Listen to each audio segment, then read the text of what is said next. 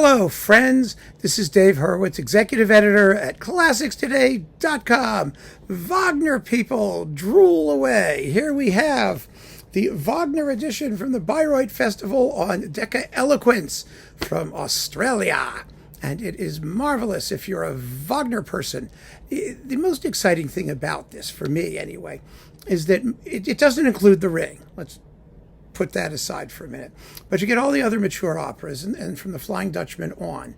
And the point is that it contains, it's not all the stereo stuff, it's the early stuff from the early 50s, the earlier stuff anyway, from the early 50s, from the first inaugural season at Bayreuth after the war, 51, up through 1964, or I think actually 74 in terms of Meistersinger. And as things progress, you could hear the deterioration in Wagner singing. Oh yes, well, sort of, kind of. It's a generalization, but I want to go through this because there's some really exciting things here. Most of these performances will be familiar to hardcore Wagner people. They're nice original jackets. They're really ugly. These original jackets were horrible. And you've got, a good booklet with casts and translations and track lists and some notes. And it's all lovely, but you don't get texts and translations. But of course, it's easy to find all the major Wagner operas anyway. Online, you can find the librettos without any problem. And, Bayreuth is well known. You do get that splendid balance usually between the voices and the orchestra, where you hear the orchestra, but it never covers the singers. You also get stage noise. You also get the prompter shrieking at them in German once in a while, some audience things, and the early recordings sound, a little iffy. No, that was me, Mildred. Sorry. The cat. So let's see where we begin. We get two Parsifals. The Knappertsbusch 51 and then the 62, I think it is. We'll get there when we get there. And they're incredibly well known, and everybody loves them, really. Some people think the 51 is a little better than the 62, but the sound is incomparably better in 62. And they're great recordings of Parsifal. Parsifal is Wolfgang Wingassen, the young one, when he was young and fresh. George London, who was also younger and fresher, is Amfortas than he was later. Arnold van Mill, Ludwig Weber, Hermann Ude, and Kundry is Martha Mödel. So that's fun. And, it goes on forever, as Parsifal tends to. And, oh, look, there's Martha Mödel. It looks like she's fresh from chemotherapy, actually, but I don't know. Let's see. I don't know that she ever had chemotherapy, but there you go. Then we've got Lohengrin, 1953, with Keilberth, with Wolfgang Wingassen, Eleanor Stieber, yes, Hermann Ude, Astrid Varnay as Ortrud, Joseph Greindl and Hans Braun. It's a wonderful cast. It's a very, very fine performance. I am excited at anything Astrid Varnay did because she was such an intelligent singer, a wonderful singer who made way too few studio recordings. So, the live stuff is what we need. She was the great dramatic soprano before Birgit Nilsson popped up, and she sang more Wagner roles, actually. Nilsson was Brunhilde or Isolde, basically. That's what she did. But Astrid Varnay did all the others. And, oh, gosh, she was wonderful. So there's that. That one. Then we've got the Flying Dutchman, 55, with Joseph Keilberth. The Lohengrin, by the way, the recording is very small and constricted and tinny. The voices come across, and it's clear. You hear the orchestra, but it's pretty restricted. The Flying Dutchman opens things up a bit from 55, and it's again with Keilberth. Let's see, who's the Hermann Ude is the Dutchman. Ludwig Weber is Dahled. Astrid Varnay is Senta. She described that as her most difficult role, which is understandable because she was a thoughtful Kunst diva who needed to understand the psychological motivation behind all the characters. And Senta is a whack job from the moment the opera opens till the end when she jumps off the cliff. And there is nothing happening. The elevator is not going to the top floor when it comes to Senta. So obviously Varnay had some issues with coming to grips with it. And we're glad she did because it's really fun. This is a really grim and determined Flying Dutchman. You can tell right from the overture, which is much slower than usual and really, really raw. Oh my gosh. It's powerful stuff. It really is. I enjoyed it. I enjoyed listening to it again after all these years. And I think it's a stupid opera, but it was fun to listen to. Then we've got the 1962 Parsifal. Yes, there it is, the 1962 Parsifal that we just talked about with Jess Thomas and George London and Marty Talvala and Hans Hotter and Irene Dallas. And I want to say, there is an interview disc that at the end of this, which is marvelous. It gives you Böhn rehearsing Tristan and Isolde and an interview with Irene Dallas and George London about their recording of Parsifal.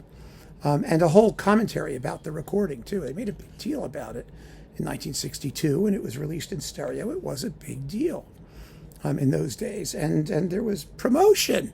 Remember that? Remember when like record labels promoted things? Oh, boy, is that rare. So that's really nifty. And then we've got, let's see, Tannhäuser. It's mostly the Dresden version, but it has some doodly things, and I have no patience, dealing with versions of an opera that makes no sense no matter which version you use. So don't worry about that. But it's Sawallisch, the young Sawallisch, well, youngish, from 1962, with Joseph Greindl as Hermann and Tannhäuser as Wolfgang Wingassen, Eberhard Wechter, Gerhard Stolze, Franz Krass. The young Anya Cilia is Elizabeth. It's exciting to hear Anya Cilia when she was just started. Yeah, she was Wolfgang Wagner's, or Wieland Wagner's mistress, one of those brothers' mistress, maybe both, who knows. Another very, very intelligent singer. And when she was young, they just used her in many ways, including singing. They did, and she just flung her voice all over the place, and it was exciting as hell. It really was. So that's Tannhäuser. Which was okay. Let's see. Oh, the Tristan, of course. The Birgit Nielsen, Wolfgang Wingassen, Christa Ludwig, Eberhard Wechter, Marty Talvala. That one that was always on Philips or DG or something. One of those labels. And it's, of course, one of the great Tristans ever. It's just amazingly fabulous and exciting. Really exciting. I mean, it's for an opera in which nothing happens. It's thrilling. And last and least, Meistersinger. 1974. Okay, here we go. The conductor is Silvio Varviso, who is a really good conductor. I mean, in this music, he really is fine Wagnerian. It's a buoyant, funny, joyous performance of Meistersinger that he leads. It really is. He's really, really good. The problem is the singing. Oh dear. Well, some of it's very good. Hans Sachs. Let's see. It's Karl Ritterbusch, who is quite good. I mean, he really is. He sounds terrific. Pogner is Hans Soten. Kunstvogelgesang, the Furrier. Let's find the important people, shall we? Let's see. There's a baker, a grocer, a tailor, a soap maker, a weaver, a coppersmith. We're all the important people. Where's Eva? Eva's like, not bad. And Walter. Okay, Walter is Gene Cox. No. He's a tenor. He's okay. He's not good. He's not okay. Let's not kid ourselves. He's not one of the more interesting Walters. Eva is Hannelore Bode, who I like because she's not matronly. Eva can very easily sound like David's grandmother or mother or something, and or too sexy. She's girlish, she's fresh. She's not always steady, but that's okay. I mean, she does a very, very good job. Let's see, who else is around here? Anna Reynolds is Magdalena, and let's see, where's what's his name?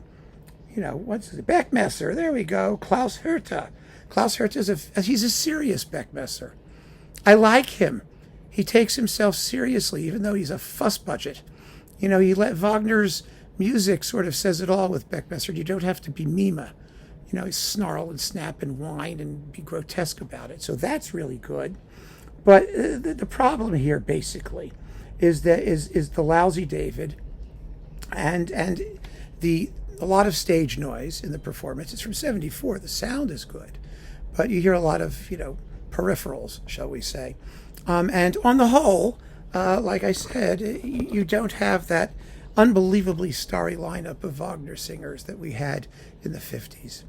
I mean, you see it happening, but that's okay. I mean, it's still a beautifully put together box of important Wagner performances, some of which have shown up elsewhere. I mean, the Varney Flying Dutchman was on Testament, if I'm not mistaken. And I mean, these were on pirate labels and things. I mean, all you crazy Wagner people probably have 100 versions of each.